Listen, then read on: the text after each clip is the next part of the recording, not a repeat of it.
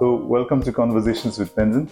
Today, I have my good friend Ammar Yasar from Pakistan. And Ammar is a wonderful person. He is currently a Hubert H. Humphrey Fellow here at MIT. I'll be getting to know more about Ammar. So, let's get started. So, yeah, Ammar, welcome. Thank you so much, Tenzin, for having me. It's pleasure, and we have been planning this since long, but finally it's great we are here and we get a chance to talk. Thank you so much for having me. So, Ammar, yeah, I would like to know your story because I'm doing this podcast mainly because I meet a lot of interesting people, wonderful people. So I don't want to forget people and their stories. So today I'm going to be diving more into your stories. So can you tell me about who is Ammar Yasar? Tell me your story. What was your journey? Probably the most complicated question is who am I? Okay. Like exploring oneself and knowing more about oneself is I think one of the purposes of life. So it's a continuous journey. But a little bit about myself. I'm Ammar from Pakistan. So uh, I mean, uh, I started life with a very humble background. Uh, we belong to village. My parents were not very educated, but they tried to raise great kids within the available resources. And apart from that, in the early ages, I lost my father. So there was a constant gap throughout the life that I have experienced. But my mother, she sacrificed her life for me, for my siblings. So whatever I am today, I owe to her. She has done great in her life just because of us. She sacrificed her happiness, everything, just for us. So if I'm here at MIT or whatever I'm doing, this is just because of her. The credit goes to her. So yes, and apart from that, my uncles, means brothers of my mother, they brought us up. So thanks to them as well. So since start, I have the aptitude for learning, doing something different, unknowingly or unconsciously. I was star in my class. I don't know. I don't think I am, but uh, I don't know. This was the natural setting or what. I was the class representative. Uh, I was best in sports. I used to play cricket a lot, right? I used to play cricket. I was class representative, very smart, uh, used to do things quickly, very competitive, used to get first position all the time. Uh, but when I reflect back, I don't know how that happened. I mean, I'm not a hardworking person. People see me as very hardworking person. Maybe it looks like, but uh, I don't know how it is. But I try to be better every day. I try to learn because what I believe is every day should be better than the day you have spent, and tomorrow should be improved than the day you are living in. So when I see myself today like I was yesterday, I think I'm wasting myself. Wonderful. So that's the KPI I have for myself. So every night when I go to bed, I ask myself, what did you do today? Did you learn anything? Did you spend your day productive? And when it's not, then I feel disappointed. And when I learned something, so learning is not just about technical knowledge or being at MIT and degrees. Learning is about having great conversation, meeting nice people, exploring the city, right? So, for example, we just explored one great thing about the United States, that one of the fellows was having good time, and we were like, wow, this is how a country should be. Like everyone should enjoy equal opportunities. Yes. So learning experience. I love learning new things, knowing about others, and just learn and improve. That's the, I would say, summary of who am I. I still remember you were one of the first fellows whom I had contact with, and we talked to each other. And when I came here and landed in Boston, you were the first person that I met. And talking to you, I was amazed of your stories. The interesting thing that I learned from you is when you were in your university, the things that you did. That was quite amazing. So I wanted you to talk a bit about that, how you connected. Please share about that. Yes, that was, uh, I would say, a weird contrast in my personality. So when I joined my university, in the first semester, I was completely aloof. Mm-hmm. I used not to interact with anybody. I had my own bubble. I used to live in that, somewhat similar to my stay at MIT. So I was like that. And one day I got high fever, very high fever. And there was no friend, no family member. It was just start. And some students, they got to know like I'm sick. They came, they brought medicines, they brought fruits, they took me to the hospital, they took care of me for a couple of days. I recovered. And then I realized the value of, you know, being together. Mm. So that togetherness and being among people and seeking help and offering help, that changed my perspective. Then almost next 4 years, I completely devoted to all sort of volunteering activities.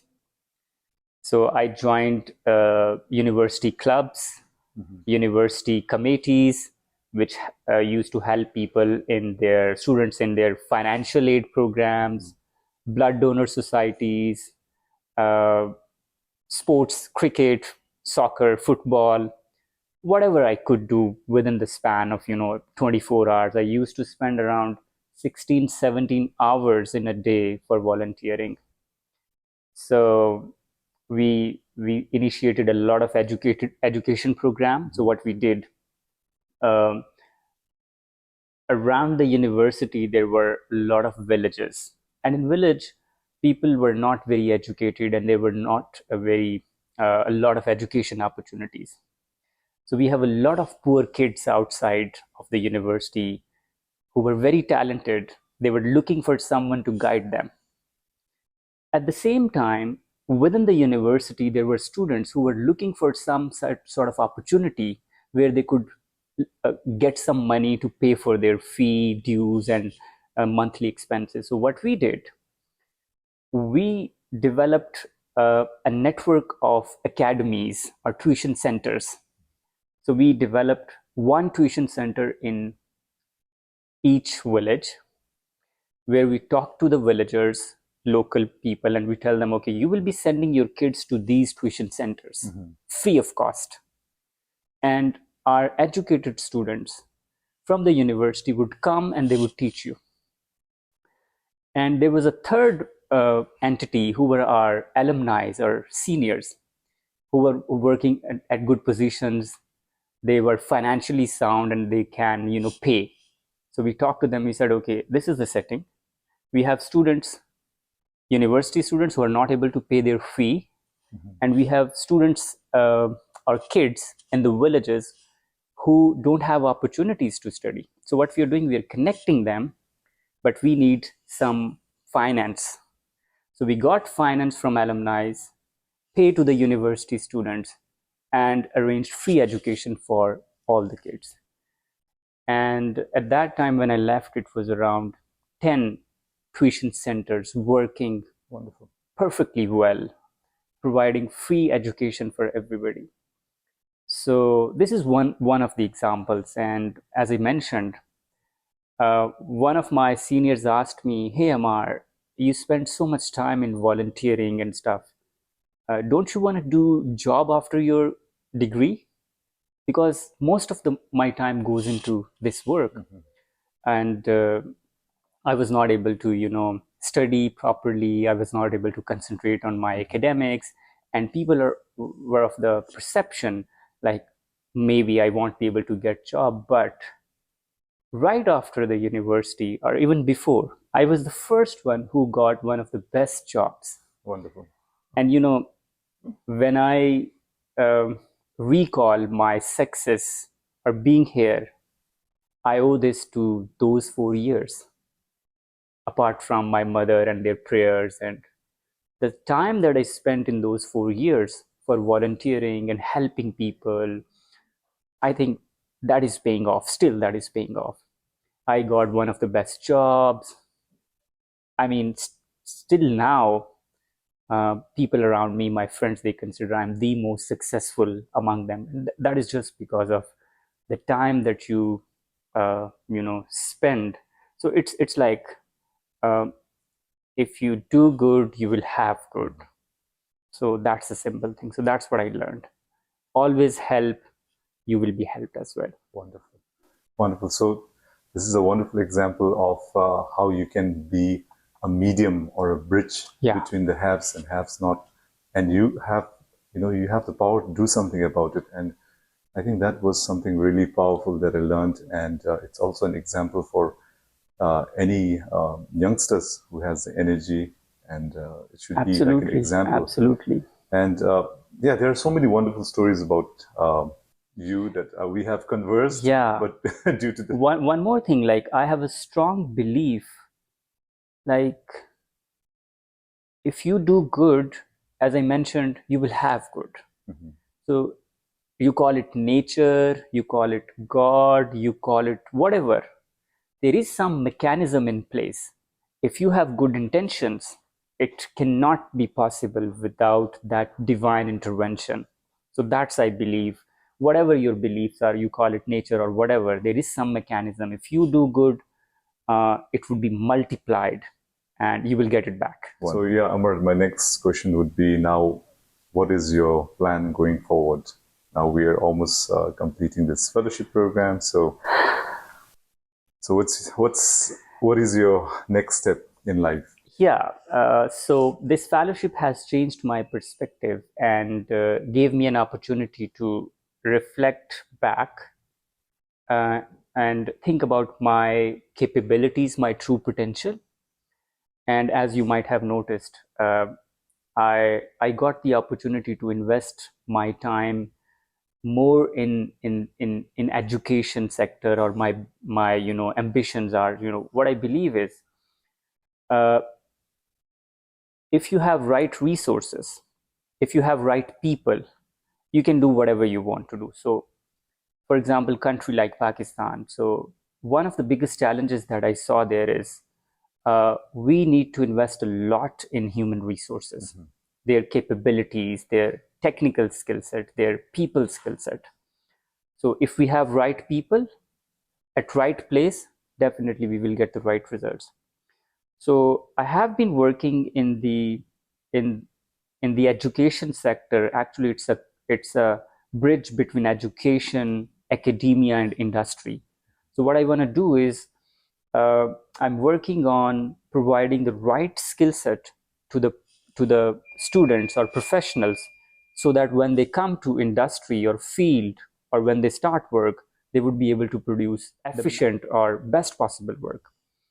So I have worked a lot, learned a lot about how we can improve our education system and how we can connect industry and academia, through professional trainings, through development, through capacity building of organizations. So that's what I would be working on. I would go back. I will spend more time in this endeavor. I call it Indamia. It's a child right now. Hope it will flourish, and I think that's what I will be doing. And my dream is to uh, produce high quality workforce in Pakistan. Wonderful. So that they stay in the country, and they work for the country, and whatever challenges we have, they would be able to handle that. So that's I would be working on when I go back to Pakistan. My last question to you for this podcast is, what keeps you motivated? What keeps you going in life? So this is something that I All ask right. everyone. All right, that's an interesting question. So before I talk about it, for example, as I mentioned earlier, uh, I love to learn. I'm always eager to learn new things, try new perspective. So, for example, what I learned from you, uh, I learned how to be organized, how to manage your schedule, how to be on time, and the most important thing that I would learn from you, and I think everybody should learn, like if you have to do something, just do it.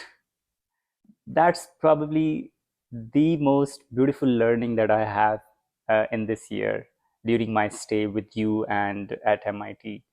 Like, there is no point of procrastinating. If you want to do something, just do it. So, Tenzin is one of the fellows in our cohort who always very meticulous, detail oriented. He does his things on time. So he's like, uh, we were talking to fellows like, if you wanna adjust your clock or you wanna see if my clock is working well, look at Tenzin. So perfectionist, like this is what I learned from you. Apart from this, professional, like how you deal professional work, I learned from you how to be humble, how to be nicer, and not how to be nicer with nice people, nicer with the people who are relatively or who are not nicer, or I mean the people who don't like you or you don't like them. So it's easier to be nice with the nicer people, but it's difficult to work with those who are not like you. So I learned from you how to be humble, how to be down to earth. So I always learn. So one of the things that keeps me motivated is people around me. So when I see such good examples, I try to imitate. I try to be like that. So that creates another challenge or target for me. Like, now I should be like this, right? For example, these days I'm working on my time management. I looked at you and other friends. No, I should do this on time, right? So this keeps me motivated. Apart from people around me, I think the biggest motivation for me is myself. If you ask me one question, who's your biggest competitor? It's me. I always look at me, um, at my potential or what I'm capable of be. So I'm like, no, I should be the better version of myself. With every single day, I should be the best version of myself. I should learn new things.